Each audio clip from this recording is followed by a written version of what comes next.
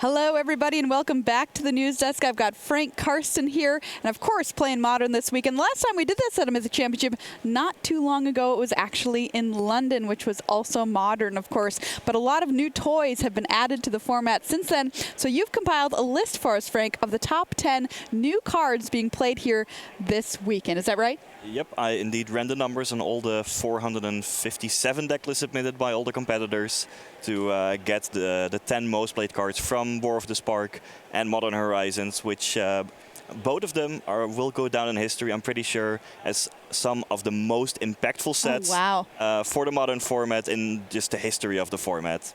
All right, well, let's take a look at, I wonder what in the world #1 could be. Let's find out. What could be Hogaak, of course, Arisen Necropolis. The Necropolis has certainly arisen this weekend here. 422 total copies, Frank. Yes, I mean, 0 mana 8/8s are pretty powerful, especially when they have trample and come down as early as turn 2. Hogaak spawned an entirely new archetype called, well, Hogaak. And it is even seeing a little bit of play in some dredge decks as well. So Hogaak, by and large, is the most important card for Modern from Modern Horizons. Okay, no surprise there. Well, let's take a look at what could be #2 here on our top 10 list. And it is from the exact same deck. It is Carrion Feeder. Yeah, I promise this list is not going to be an entire Hogaak deck. Okay, fair enough. It is going to stop here. But yes, Carrion Feeder is an important part of this deck as well, also from Modern Horizons. It does a whole lot of things. It helps to, well, convoke Hogaak. It helps to sacrifice Stitcher Supplier. It's even a zombie for Gravecrawler. And in a deck with so many creatures that just come back from the graveyard, like Bloodghast, Vengevine, and so on, you can just keep sacrificing them and make it into a formidable threat. So another key element of this new Hogaak archetype. All right, so props to Carrion Feeder. There's 379 total copies on the floor this weekend. Well, what is #3? It's a card you don't like very much, Frank. Karn, the great creator. Well, yes, as an Arcbound Ravager aficionado for many, many years. Single tier. This is a card I never want to see on the other side of the board. But Karn is the most played card from War of the Spark. A very powerful planeswalker that, I mean, it's mainly there for a toolbox, getting cards like Ensnaring Bridge from the sideboard. Mycosynth Lattice. A Mycosynth Lattice is a very big one, and it's why Karn, the great creator, is seeing a lot of play in decks with the Urza lands, so you can ramp into the Lattice, or just random silver bullets that try to shut down certain archetypes. But yes, Karn is the key card from War of the Spark, and it has led to a big resurgence in Eldrazi Tron in particular at this event. And we see a lot of Eldrazi Tron here this weekend, whereas in London, it mostly wasn't there. Yeah, it is just the perfect home for a card like Karn. All right, Karn, the great creator, coming in at #3. At #4, here we go, Force of Negation, 229 total copies here out on the tournament floor. Yeah, Force of Negation is well, the most played one and also the most important one of this new Force cycle from Modern Horizons. A nice callback to Force of Will, of course. Yes.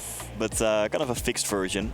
Many white-blue control players have adopted the card in their main decks. It just fits their game plan, stops nonsense like Neoform, and it also helps to protect your planeswalkers after you tap out. But it's also seeing play in just a variety of other archetypes, often in sideboards, but sometimes even in main decks as well. I hear a little birdie told me, Frank, that a Boggles player is actually running Force of Negation out there on the floor this weekend. Yep, Sergio, very noted Boggles enthusiast, is already through to day 2. Yes! With his blue take on the archetype. It is pretty sweet. All right, Slippery boys, let's get there and take down an MC. All right, we're up to #5 on our list, and this is a hate card because it hates a certain type of creature in tribal decks, Plague Engineer. Yeah, there's various tribal decks in Modern, most notably humans, that's the biggest one, but we also have a bunch of other things like spirits and goblins and, well, even merfolk. Plague Engineer is an excellent sideboard card against those types of decks. So mostly seen on the sideboard. But I mean, it's a 2/2 dead touch. It's never dead. So if you need to free up some sideboard slots, you can reasonably put it into your main deck and have it access to there as well. So who's running Plague Engineer, Frank? I'm seeing it a whole lot in Junt in particular. It just fits well into the whole strategy of the deck. Sometimes, well, mostly in sideboards again, but that is a good example of a home for it. Yeah, that makes sense. All right, next up on our list, we've got a card that you might remember from Standard, and one that's responsible for maybe the most table flips when people are playing MTG Arena. If you're a little forgetful, it's Narset, Part of Veils. And in Modern format where cards like Faithless Looting and Serum Visions are so popular, that static ability is extremely powerful. And on top of that, you also get effectively a dig through time effect. So not really all that surprising that many white-blue control players by now are playing several copies of Narset in their main decks. Why would they want us to have any fun, Frank? Well, yeah, they just say no to everything. Now also say no to, like, I want to draw some extra cards. Oh, no. No, no, no. Nope. Narset, Part of Veils, coming in at number 6. That brings us to number 7. And it's another card from the Force cycle, this time in green. Force of Vigor, 145 total copies. Played this weekend, all in the sideboard. As an Affinity player, I still hate this card. Yeah, of course. I mean, it's just unfair when they destroy your Steel Overseer and, say, your Arcbound Ravager for 0 mana. No. And there are actually very few Hardened Scales or Affinity decks at this event. This is one of the reasons as well. But I think Force of Vigor is mainly seeing play as a sideboard card to combat stuff like Leyline of the Void or Ensnaring Bridge, Chalice of the Void, Blood Moon, all these types of artifacts and enchantments that can really shut down an entire archetype. Force of Vigor is a sweet way. It doesn't even cost any mana to battle back and make sure that your things are still happening as you had planned. So do you think a card like Force of Vigor could single-handedly say, oh no, no Affinity here this weekend? Not single-handedly, but when you add that up to, let's say, Karn being there and like a card like Collector Oof and like Shenanigans, there's a whole bunch of new ways to deal with all these artifact decks. Force of Vigor is one of them. Also, Affinity and Hardened Scales didn't really get many new tools from Modern Horizons and War of the Spark. So when you put that all together, it's just not really the right environment, it seems. All right, let's take a look at what's next on our list. Coming in at number 8, another card from Standard, Blast Zone. Blast Zone is a nice addition to mana bases, mostly of colorless decks like Tron or Eldrazi Tron.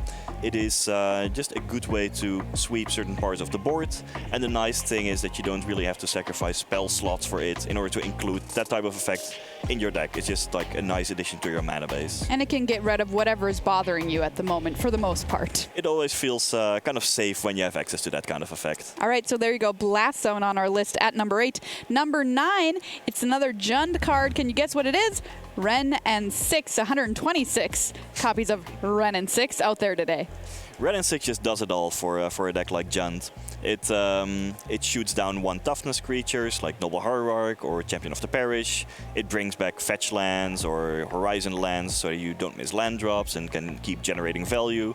And all for like a 2-mana Planeswalker that immediately ticks up to 4 loyalty. It is just the perfect package.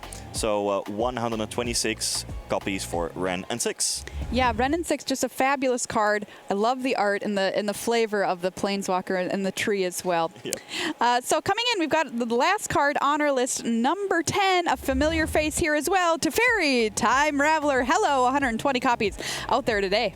We've already seen Teferi do a lot of work in Standard. Just bouncing something and drawing a card and leaving a Planeswalker behind is pretty powerful. But also Teferi stops opponents from using counter magic. Also stops nonsense like Cascade or Suspend, Bring to Light, Finale of Promise. There are all these kinds of small interactions in Modern that make Teferi a powerful option. Mostly played in main decks of white-blue control decks. But yeah, also some copies in a variety of archetypes.